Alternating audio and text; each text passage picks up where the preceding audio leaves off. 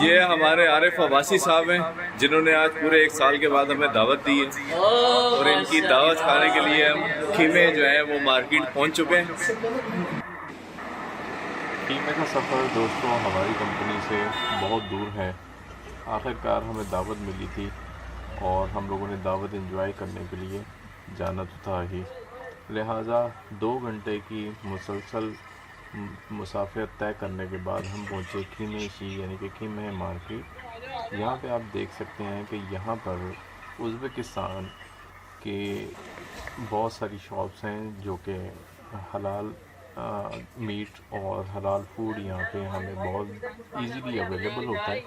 लेकिन आप यकीन करें कि खीमे तक पहुँचना एक बड़ा लंबा प्रोसीजर हो जाता है और हम यहाँ पे जब पहुँचते हैं तो हमें कहीं ना कहीं बैठकर थोड़ा सा रेस्ट करना की हाजत ज़रूर महसूस होती है। इस मार्केट के अंदर, इस फूड स्ट्रीट के अंदर एंटर होते ही सबसे पहले आपको चिकन नज़र आएगा, उसके बाद रोटियां नज़र आएंगी और उसके बाद एक स्पेशल किस्म के इनके समोसे बनते हैं जो कीमे वाले होते हैं। अगर वो समोसे एक बंदा खा ले तो पीछे किसी खाने की हाजत नहीं रह जाती। आगे बढ़ते हैं तो इनका रेस्टोरेंट है उज़्बेकम बेकरी और मुख्तलिफ, जहाँ भी हम थोड़ी देर में खाना खाएंगे। लेकिन इससे पहले हम लोगों ने कुछ अपनी ग्रोसरी करनी है, उसकी तरफ हम मूव करते हुए जा रहे थे तो हमें रास्ते के अंदर एक कॉन्सर्ट होता हुआ नज़र आया, जहाँ पर आरिफ अब्बासी की तरफ से जो हमें दावत दी थी, जहाँ पे आरिफ अब्बासी को कुछ आंटियों ने जो है वो घेर लिया। ये कॉन्सर्ट देखते देखते मेरी एकदम नज़र पड़ी तो आरिफ साहब आंटियाँ उसको पकड़ के स्टेज की तरफ लेके जा रही थी कि जी आप आएँ और गाना गाएँ यहाँ पर आकर। तो ये मंज़र देखने वाला था क्योंकि एक पाकिस्तानी और ऊपर से स्टेज के ऊपर गाना गाना ये एक बड़ा मुश्किल काम होता है। लेकिन जब उन्होंने आरिफ से पूछा कि आप कौन सा गाना गाएंगे तो आप आगे खुद मुलाखता फरमाएँ आरिफ अब्बासी साहब क्या कहते हैं, आइए देखते हैं।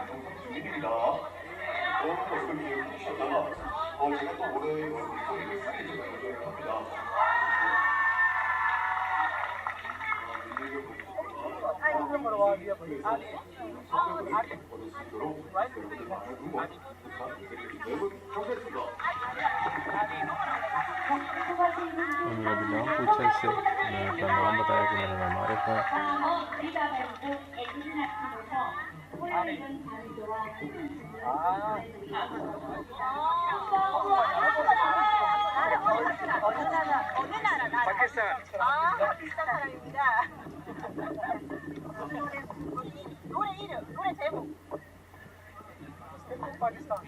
पूछ रहे कौन सा गाना गाएंगे,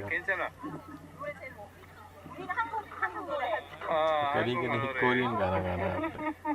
लेकिन इन लेडीज़ के अंदर फिर भी एक लेडी जो है वो परमिशन लेने के लिए गई थी कि अगर ये अपनी लैंग्वेज, लोकल लैंग्वेज में गाना गाना चाहें यानी कि उर्दू के अंदर, अब आप आएँ और वो देखें कि वो क्या कहती हैं वापस आकर।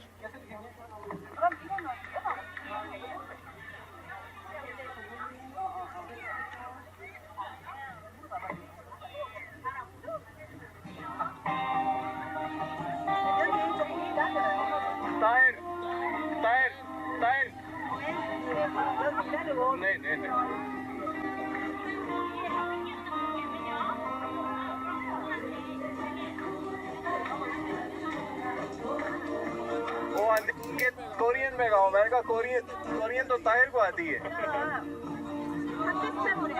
हाँ ओए नदीम कोरियन आनू आती है ना।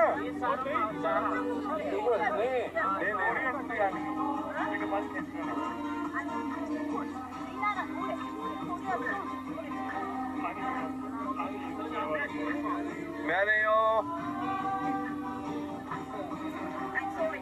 अच्छा जी, यहाँ से हम माज़रत करते हुए निकलने के अलावा हमारे पास कोई और चारा नहीं था, क्योंकि कोरियन लैंग्वेज हम लोगों में से किसी भी की भी इतनी परफेक्ट नहीं थी और गाना गाना तो वैसे ही नामुमकिन था हमारे लिए। वहाँ से निकलते ही मेन स्ट्रीट के अंदर हम आए तो ये 4th स्ट्रीट अगेन स्टार्ट हो जाती है, जहाँ पे आप अपनी यूटिलिटीज़ और सब वेजिटेबल्स और उसके अलावा कुछ भी बाय करना चाहें वहाँ को ईज़िली बाय कर सकते हैं। अब चूँकि टाइम बहुत ज़्यादा गुजर चुका था और हमें भूख बिल्कुल हमारी पेट के अंदर चूहे दौड़ रहे थे, तो हमने आरिफ साहब को कहा कि जी भाई चलें अब हमें खाना खिलाएं। और फाइनली हम लोगों ने उज़्बेक रेस्टोरेंट के अंदर जाकर खाना, जब आरिफ साहब ने अपने मेन्यू के हिसाब से ऑर्डर किया तो आप वो ये देख सकते हैं कि जो 1 साल पूरा होने पे उन्होंने हमें जो दावत दी है वो क्या है।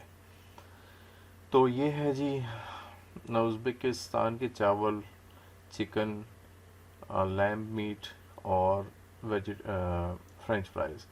यकीन करें कि भूख की इस शिद्दत के अंदर मेरे अंदर मज़ीद इतनी हिम्मत नहीं थी कि मैं कैमरा होल्ड कर सकूं, लिहाजा जब हम खाने के ऊपर टूट पड़े तो उसके बाद हमें किसी चीज़ का भी अंदाज़ा नहीं रहा।